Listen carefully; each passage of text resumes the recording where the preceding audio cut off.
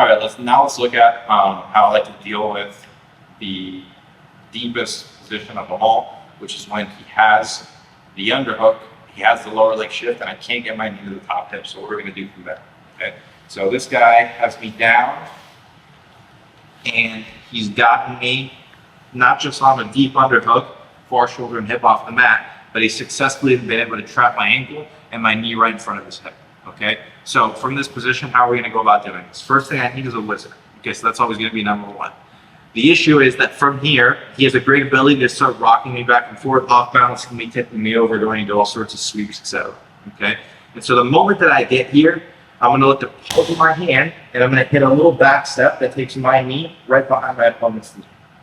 Okay, and so once I get here, this will give me some time to go in and start reassessing and going into a much better position.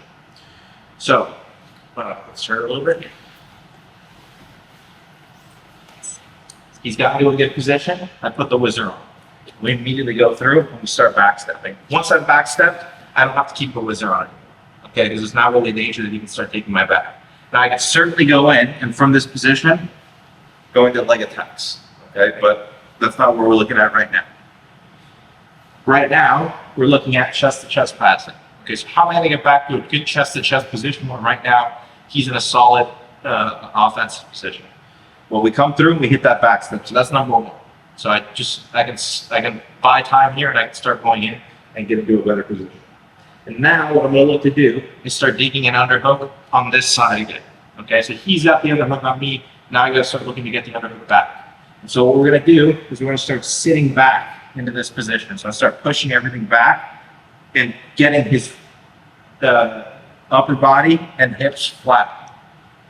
Even as he keeps a good tight waist, deep underhook, we just come through, and now from this position, we're going to be able to start pummeling the hand back in. So if I just try to do it from here, there's not a whole lot of room. So I sit back on him, and I create some space. There's going to be a pocket right there where we can come through and we can start swimming that hand in. And once I swim the hand in, now I go head position down on the floor right next to his head. Okay, head block.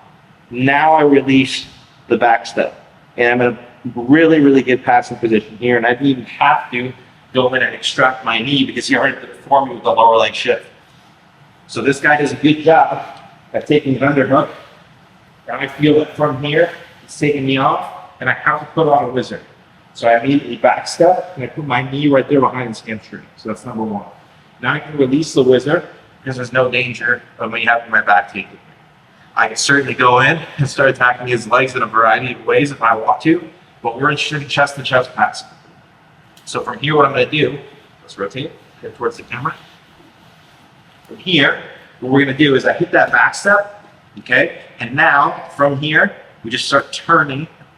If he gives me enough space, we can punch that through. But he's going to look to stay tight, probably. Okay? And so as he's nice and tight, maybe even sometimes they come up to an elbow here. Okay, that's fine. We just start sitting back. And when I sit back, it's hard for him to stay on an elbow. So I post my hands on the floor, and I push back into my training partner. Start bringing the far shoulder and hip to the floor. Now I just keep one hand on the mat for base, and I take the other hand, and I swim it through as an underhook. Now he has no cross shoulder post because he's using that arm as an underhook. And so now I dug the underhook. Now it's all about getting my head position down in a good head block. Once I got that good head block, we remove the leg. And now we all know what to do from here. It's time to go in and start freeing my foot of the trapped leg and going into my passes. Okay, so once again, we come out. He got to this really good position. I can't stay here because I'll get my back taken, so I got to put that whizzer in. This is no good. Now I'm in a defensive position. So from here, we have to back step right there. Okay? Rotate.